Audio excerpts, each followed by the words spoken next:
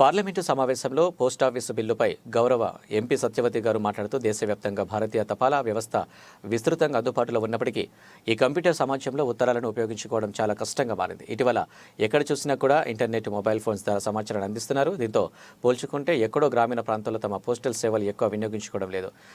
1898 యొక్క Indian post office చట్టాన్ని రద్దు చేసి మరియు కేంద్ర ప్రభుత్వం యొక్క పోస్ట్ ఆఫీస్ పనితీరు సంబంధించిన విషయాలను వెల్లడించింది.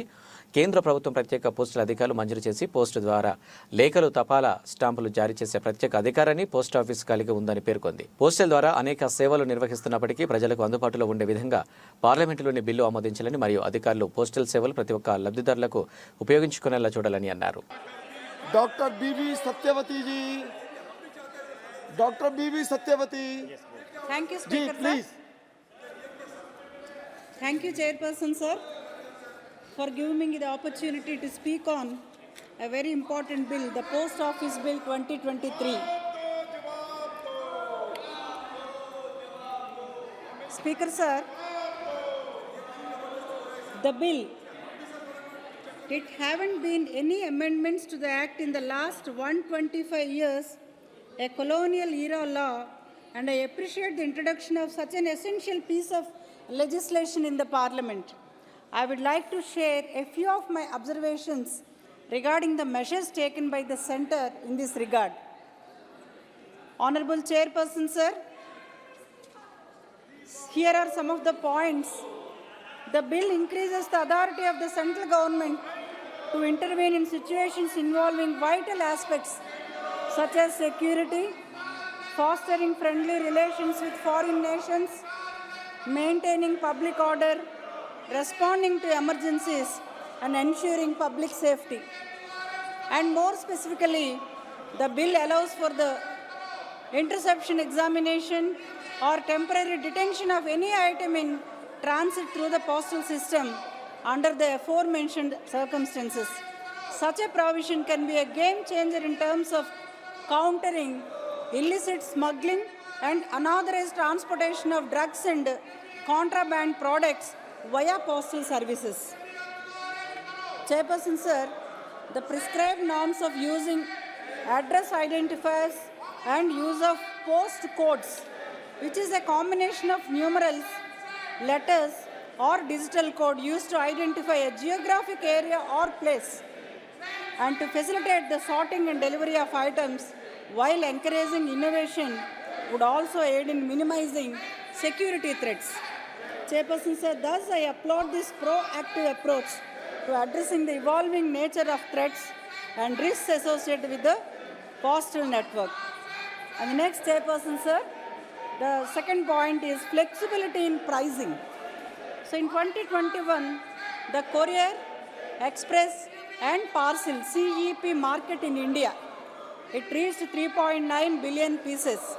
It was a significant gain over the previous year with a compound annual growth rate of more than 26.7%. Lockdowns imposed as a result of the coronavirus outbreak increased e-commerce and strengthened the CEP sector. Hence, within the context of India's postal system, the latest bill marks a significant shift by granting the Postal Department the right to establish rates for their services independently. This enhanced pricing flexibility is considered critical, especially in the context of an increasingly competitive business, which lets the postal services promptly respond to the market's ever-changing expectations. Chairperson, sir, furthermore, the postal services' independent pricing allows it to stay adaptable in face of a changing economic situation. So the ability to alter service charges and pricing structures allows the department to ensure that its services remain affordable, accessible, and sustainable even when economic conditions change. In essence, this empowerment aligns with the Postal Department's mandate to deliver a diverse spectrum of citizen-centric services. Chairperson, sir, in contrast to the outdated provisions of the existing 1898 Act, the bill introduced a significant shift in its approach to the interception of objects within India's postal system. So the key distinction is in the usage of the terminology wherein the present act specifically, so it explicitly defines seized postal products as those carrying Thank you. explosive, dangerous, filthy, noxious, or deleterious substances. So some suggestions from YSR Party Chairperson, sir. So although the new bill gives India Post Authority to improve its operations in the postal services, it is critical to recognize that the regulatory environment for courier enterprises is still relatively underdeveloped. So this regulatory void presents a number of significant questions. And one more point, India Post has a market share of less than 15% in the vast courier express parcel Okay. industry, highlighting the difficulties in the postal services faces in the controlling the courier industry. So before I conclude, Honorable Chairperson, sir, so the passage of this bill is an important step in the restructuring of India's postal services, ushering them into the modern era.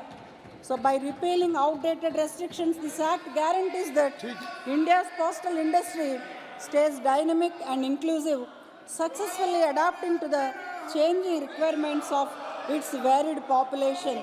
With these few suggestions, I support this Srimati bill Pratima from Mandal YSR ji. Congress Party. Thank you very much, sir.